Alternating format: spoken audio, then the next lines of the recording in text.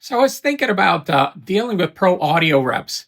When I was a pro audio dealer, uh, reps are people that represent different lines, and the ones that would do it properly, they would call up, make an appointment, come in at a certain time, do a presentation to your sales force or to the owner, and then leave.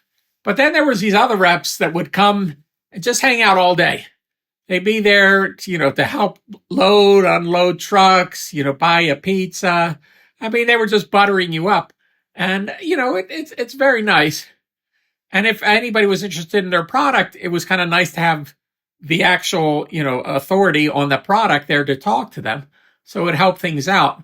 And we got to a certain point. I remember, I think it was over at Medley or was it at TechCom, where the owner said, unless a rep has an appointment, they're not allowed in here. Because it got kind of ridiculous because we would have, two, three of these reps just roaming around and on the sales floor, doing nothing and just hanging out, which in one way it helps out, in another way it doesn't. And I can see it from both ways because I used to be the rep for DigiDesign, and I would schedule days that I would go to different dealers, and I would spend the day there. But I would tell them ahead of time this is what I was going to do, and I always bought them lunches and pizzas and whatever they wanted to butter them up, and they were totally happy with that.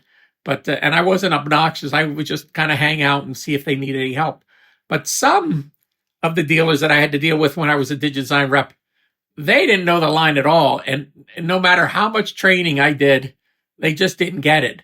And all it turned out to be is a place where I would meet their clients and sell them the product, and then they would make the profit, and it would go against my numbers. But that's when I was a rep. But the other side, when I was a dealer and people would come to see me or see the dealership I was working at, they just hang out all day long, and it's kind of a lost art in a certain way because they did help in a certain sense, and in another sense, they could get a little annoying because if you're trying to sell something, they would make sure you're recommending their product instead of somebody else's, which I guess is okay, but it can get a little annoying. But I remember I had to do I was the rep for Quested, and for Vintage King, they let me do a video presentation to their whole sales force across, and that's when they were in LA, Nashville, and Detroit, and I think they had an office in New York.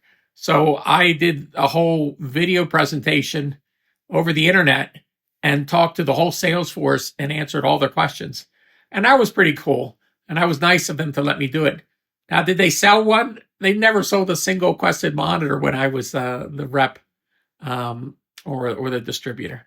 So sometimes it works for you, sometimes it doesn't. So that's kind of the topic, dealing with sales reps, in the pro audio industry. It's good and bad, but if it's handled properly, it's fine.